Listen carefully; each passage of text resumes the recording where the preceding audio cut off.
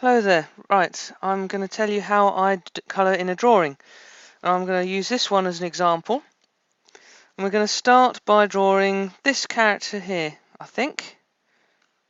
Yeah, let's go with him.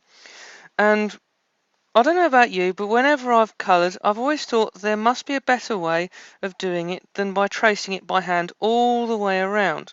I'll make a nice colour here. Colour. Yeah, that's the correct spelling in England. And, you know, just selecting a colour and brush. Okay, respond you. And going, oh dear, I've got to trace all the way around here.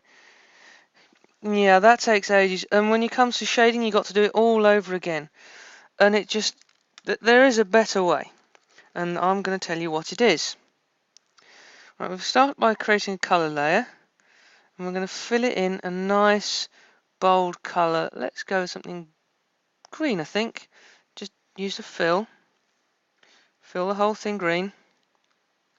And now we're going to add a masking layer, this thing here. So click. And now we're going to make the masking layer black. Oh, that's interesting.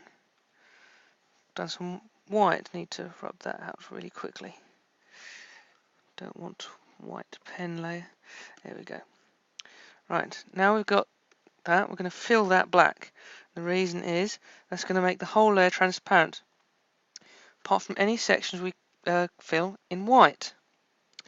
And to do that, what we're going to do is we're going to use this fantastic tool, the magnetic lasso tool. The great thing about this is it magnetically attracts the selection to the nearest edge, and we want to trace along the outside edge of our character.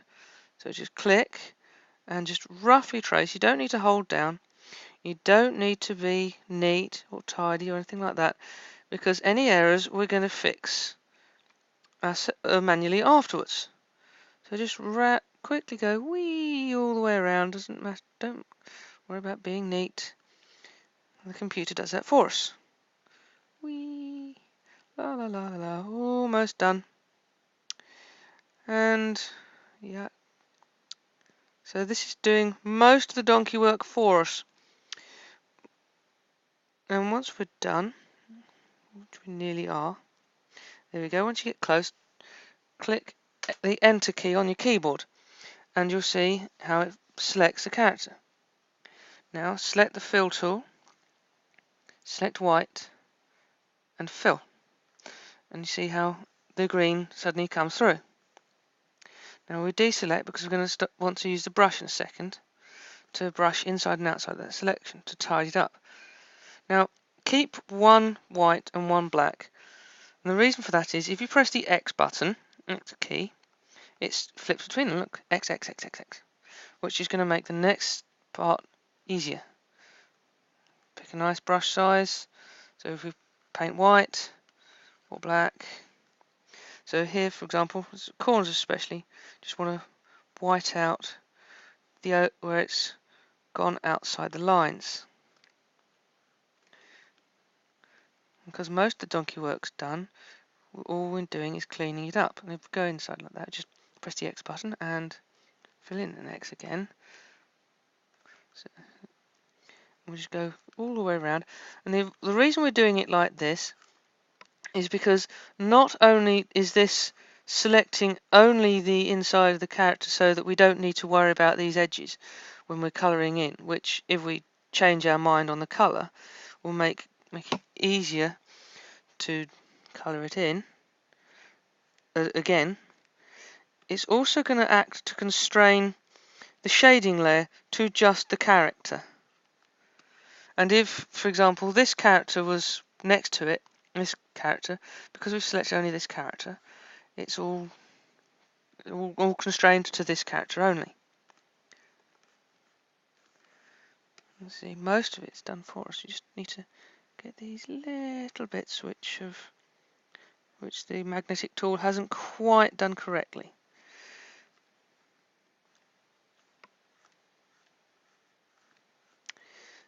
There we go. Just follow it around. That's the corner. So they're the bits to look out for, the corners. I mean, we could have spent a little bit more time tracing it, but that can go wrong, and it's just easier to just quick select and do this. See, we're nearly done. And there we go. It's all constrained, and we don't need to worry about the outside edge ever again, because we've done it once, and once is all we need to do. So now we want to add some colour to this character, so we select, well, the green layer. And so we're going to pick a nice yellow colour, because it's a line. And we don't want to worry too much about the inside edges, because we're going to colour these edges again anyway. So there's no point worrying about the same edge twice. Just bigger brush, I think. Just roughly slap on the first colour, because you never need to worry about the edges on the first colour, ever. So there you go. Now we need to start worrying about other things. So brolly is a good example.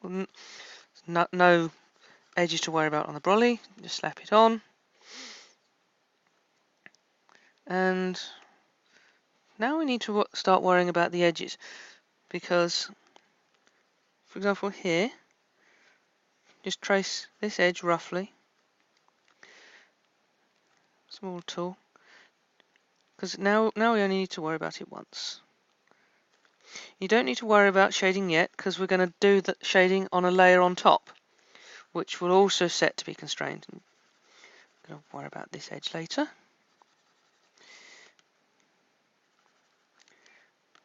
Big brush. Fill that in.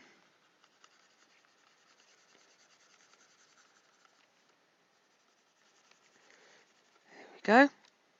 Now it's going to have a white collar, a white shirt. So we need to worry about the edges of the white shirt against the black suit.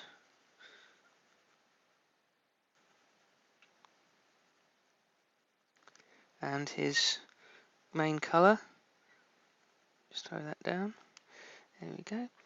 And his tie should be a different shade of grey to differentiate it from his suit.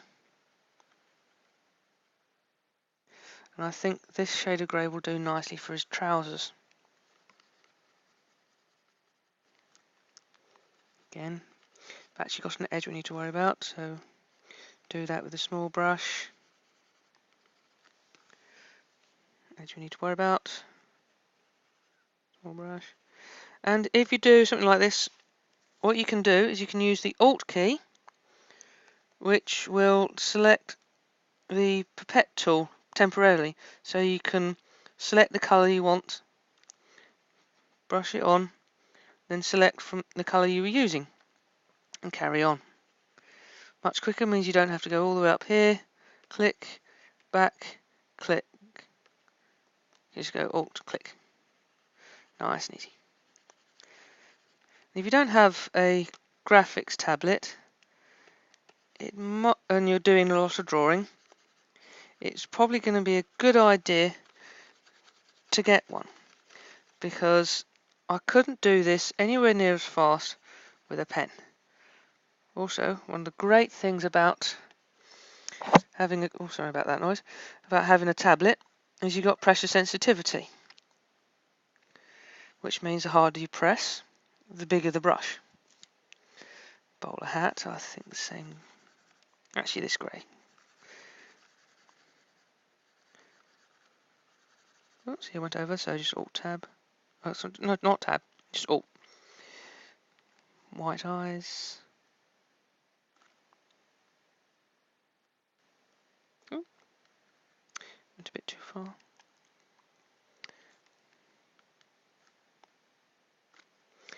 And now, so we want a line main, so start from here. Double click this. Ah, it's on the other window. There we go. Bring it in. Now we want a darker colour. About there, that looks nice. So we want to worry about this edge here. Oh, let's see little errors. So if you see a little error here, what you can do is you can go back to the masking layer, and it remembers what colours you were using on the masking layer, so you can just do that, fix that little bit you missed, then go back to the colour, and again it remembers what colours you were using. And then we just continue colouring in his line main. And of course, if we were doing a comic and there's multiple versions of the same character, we can do all this on the same layer, which makes it easier because you can just name it and it's all done at the beginning. So there we go. I think give him a brown brolly handle, slightly dirty brown, make it a bit more colourful. There, that looks alright. Ministry types are never ones for great loads of colour, are they? There we go. And his tuft should be roughly the same colour as his mane, so we just quickly alt selected the colour there. There we go, nearly done. And there we are. He's in colour. Oh, I haven't done his eyes or his mouth, so let's give him a nice dark red for the inside of the mouth. And I think we'll give him green eyes. Don't want to go with a bright green because nature doesn't have bright colours. Nature's all sort of dull or pastels. Very little in the way of bright colours and pink nose. There we go. Oh, missed a bit, see? Sometimes it's good to zoom in. There we go.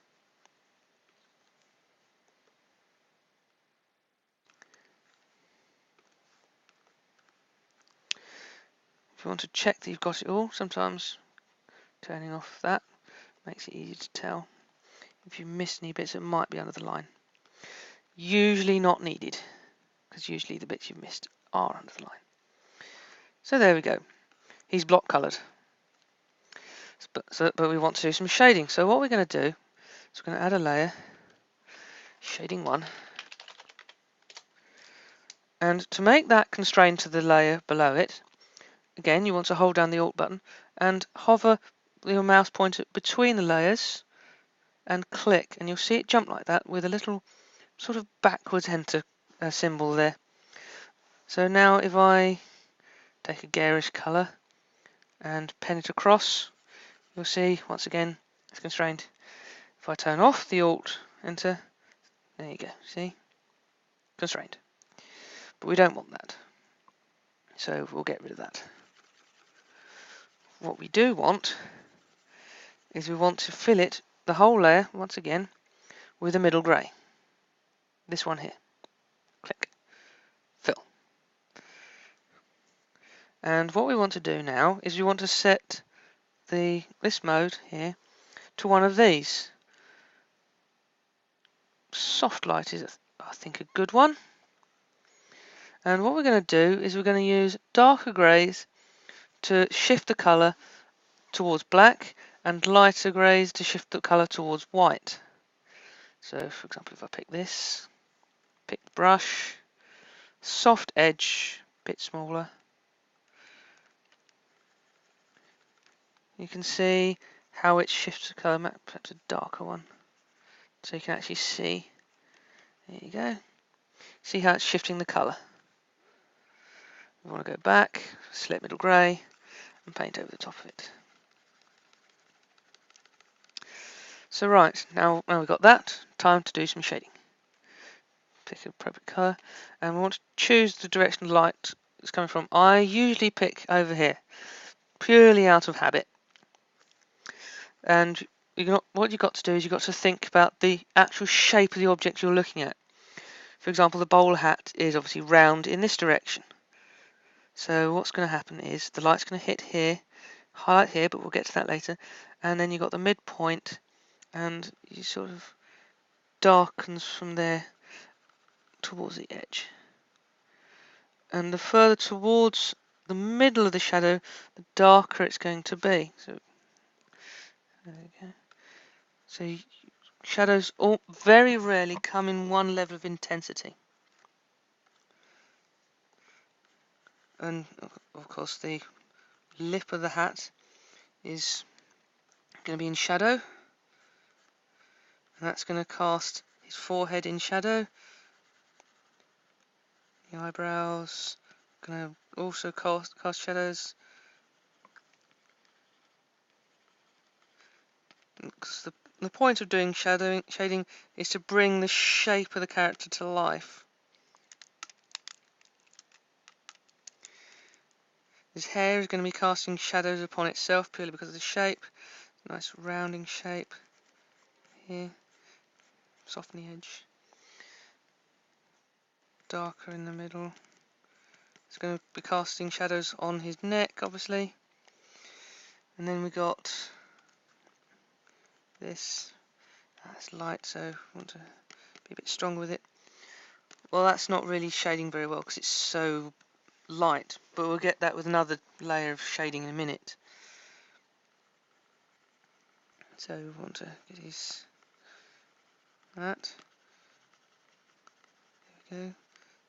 That brings it out, and they're of course going to be casting shadows upon his suit because they're slightly raised. And his arm is obviously going to be casting shadows upon itself and upon his suit. We want to sort of smudge that off there. And the underside of his arm is obviously going to be shadow. Shape it around there. This, again, his arm. Want to be in shadow. You can see how it makes it stand out a bit. Smooth that in. So it's not, the shadow edge isn't quite so harsh. There.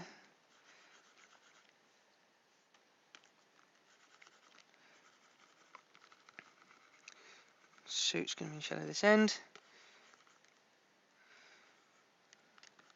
His arm. And now we want to shade his hands. Want to be a bit smaller because it's a smaller shape and you want to shade with smaller. There you go. Dum da dum. You might notice it's gone over to that edge, but that doesn't matter because we can just grey it up a bit.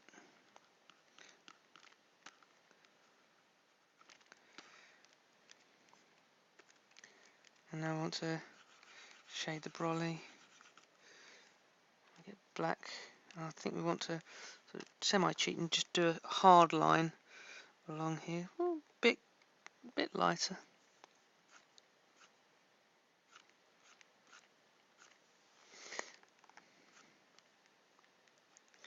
Now I want to soften that out a bit. There we go. Now we want to move on to his trousers. Same rules apply. Shadows are being cast this side.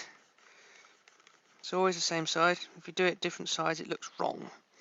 So for example, if I do it this side, because I think it might look better, you'll see, oh, I've got all shadows over here, but suddenly it's over here. It doesn't look anywhere near as good. It has to be the same side. So if I push softly, because I've got a tablet, it makes shading a lot easier. This leg's going to be casting shadows on this leg, and this. I'll also do the whole back leg in shadow because it's going to be in shadow. But we can then add darker shadows, smaller, especially between the legs and the crotch where the legs tend to be closest, and underneath here where the jacket is casting shadows onto the trousers. I see overflowed, so go back to the grey, fix it up, and here. Now for his toes. There we go. Now we've done that. I want to quickly move on to his tail. Don't need to be particularly neat so long as you're keeping to the basic rules of where the shadows should be. and the fact that they're not hard edged or single tone. You want to have a multi-tone soften edge. There we go. Right, now we've done the shading for the darkening. Now we'll just go the other direction for the lightening. Now that works on a similar principle, except it's, instead of being round here, it's sort of the opposite shape, all along the edge and round. Start by going lightening it up, lighten up his cheek, the edge of his muzzle, whatever you call it for cats. Not usually a very cat person, but I felt like drawing a cat, so purely because I hadn't done it before. You don't have to be quite as big and bold with the highlighting, because it usually tends to be just the edges. This one, because it's fur, it's thin. Now we can add some stronger highlighting, much smaller. With it being fur, we can do the old hair wobble trick.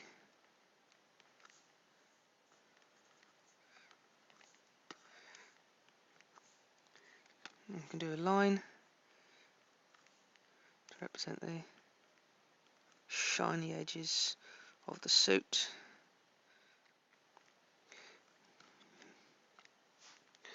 Perhaps a bit lighter for there, because it's in shadow. I think I actually put it back to its original grey for there. Perhaps a bit lighter. Don't be afraid to use a Control Z, or Control Alt Z as the case may be. If you do something wrong, it's sometimes easier just to go undo. Something you can't do in the real world, but hey, this is a digital world, you can do whatever you like. And now the shading on his tail, and just a bit stronger highlight where the light's coming from.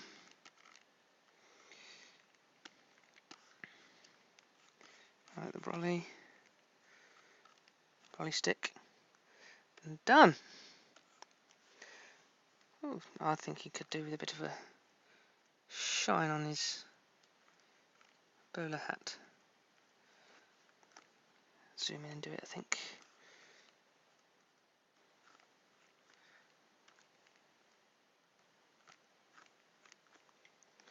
Right, now some things like this didn't shade properly, or its colours shifted, but you just want it to be a bit dark and you can actually make it. So what you do is you create another layer. We're going to do a very similar thing, and with a different layer style. Good one, I find. I think it's hard light. Let's check. There we go. See, it's making it very black, or just very white. So do a very similar thing. Soft brush, and then we're just going to grey it up.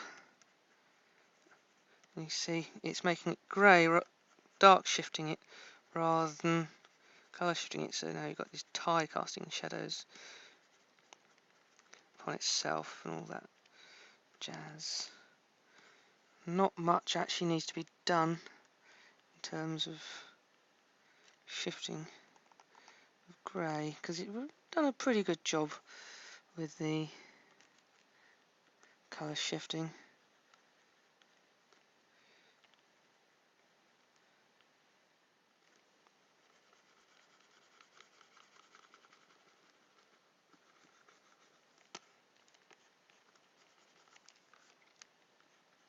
His chin.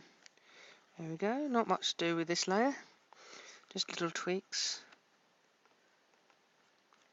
And you can always add another layer if you want to, for example, just do this, Alt, to do things you want to do for a colour on top. For example, his eyes.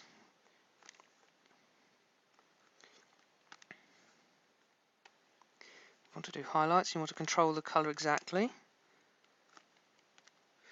can just do that. You don't need to worry about layer styles.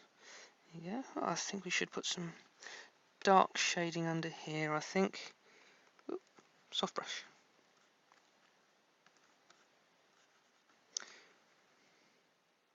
Not quite so dark, I think.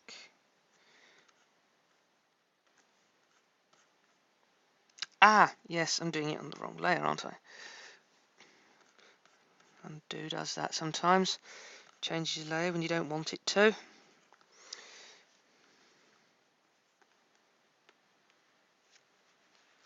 One thing you can do, so I can add colour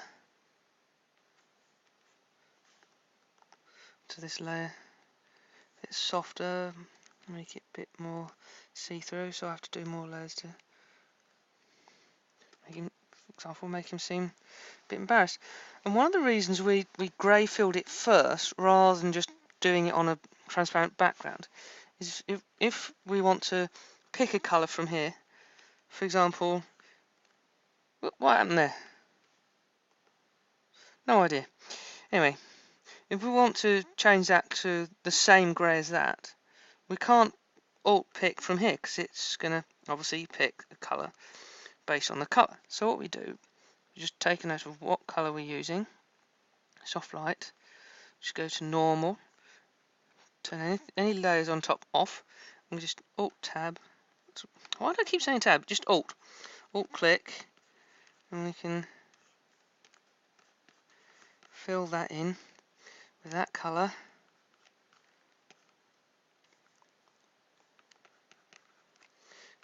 Actually makes it easy to tweak certain bits because you can see exactly what you've done.